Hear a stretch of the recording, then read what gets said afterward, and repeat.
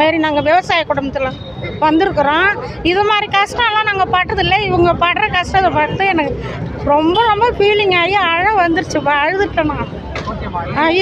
இப்போ நல்லா இருக்கிறாங்கன்னு தெரிய வரும்போது கொஞ்சம் மனசுக்கு ஆறுதலாக இருக்குது. இதுமாரி கஷ்டம் யாரும் படக்கூடாது, இதுமாரி மக்கள் சாகக்கூடாது. ஒரு விழிப்புணர்வு வேணும். அவங்கள பாதுகாப்பாக இட்டுன்னு போய் பாதுகாப்பாக இட்டுன்னு வரணும். உழைக்கிறாங்க தான், இருந்தாலும் அவங்களுக்கு ஒரு பாதுகாப்பாக இருக்கணும். ரொம்ப ரொம்ப கஷ்டமாக இருக்குது, அழுக்காக இருக்குது. இந்த காலத்தில் கூட இப்படி இருக்கிறாங்களான்னு நினைக்க தோணுது. அழுதுட்டோம்மா நான்.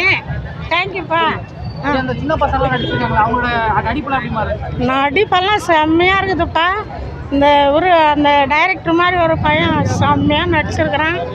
ஸ்கூலில் ஒரு டீச்சர் ஹெல்ப் பண்ணுவாங்கள்ல, ஒரு சாப்பாடு கொடுப்பாங்க, இல்லை இதெல்லாம் செய்கிறாங்கல்ல, அது மாதிரி அந்த டீச்சர் நடிப்பு நல்லா இருந்துச்சு. படமும் நல்லா இருக்குது.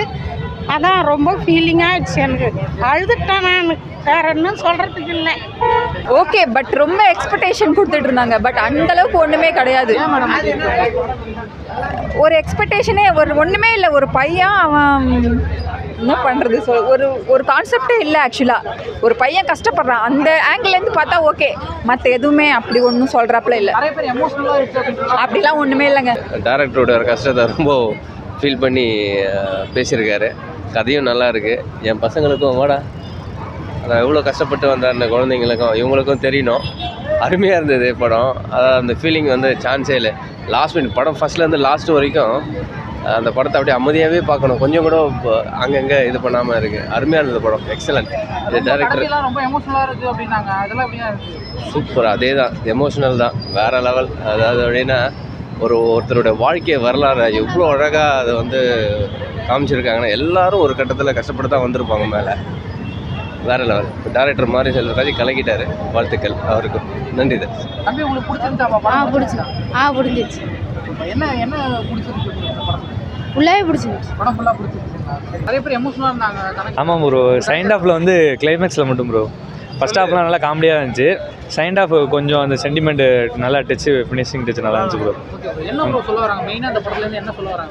இது ரியல் இன்சிடென்ட் தான் bro. Based on true story தான். அது அவன் பசியில் இருக்கிறது எப்படி, அவன் இப்போ உள்ள யங்ஸ்டர் எப்படி அவன் டெய்லியும் வேலைக்கு செய்கிறான் அப்படிங்கிறதான் ப்ரோ. மியூசிக்லாம் நல்லா சூப்பராக இருந்துச்சு ப்ரோ.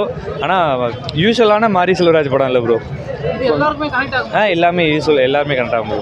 நல்ல படம் தான் ப்ரோ. பார்க்கலாம், எல்லாருமே பார்க்கலாம். பசங்களை வச்சு நல்லா மேக் பண்ணியிருக்காங்க. கண்டிப்பாக ஃபேமிலி எல்லாருமே பார்க்கலாம். நல்ல ஒரு விழிப்புணர்வாக இருக்கும். இந்த வெளியில் வந்தாங்க நிறைய எமோஷனலாக வந்தாங்க. அது மாதிரி எமோஷனலாக கனெக்ட் ஆக கண்டிப்பாக இந்த கூலி வேலைக்கு போகிறவங்களுக்கு எந்த அளவுக்கு ஒரு முதலாளி முக்கியத்துவம் கொடுக்கணுமோ அதை சிறப்பாக கடைசியில் சொல்லியிருக்காங்க. கண்டிப்பாக எல்லாருமே அது புரிஞ்சுப்பாங்கன்னு நினைக்கிறேன். கனாவோட பிஜிஎம் அப்புறம் மியூசிக்லாம் எப்படி ப்ரோ? அதெல்லாம் சூப்பராக இருந்துச்சு ப்ரோ. நல்லா கனெக்ட் ஆச்சு. எங்களுக்கும் அந்த படத்துக்கும் ஒரு மாதிரி கனெக்ட் ஆகிற மாதிரி இருந்துச்சு. நல்லா BGM was good. Nice bro. இந்த பசங்கள்லாம் நடிச்சிருக்காங்களே, அவங்களோட ஆக்டிங்லாம் அதெல்லாம் யதார்த்தமாக நடிச்சிருக்காங்க.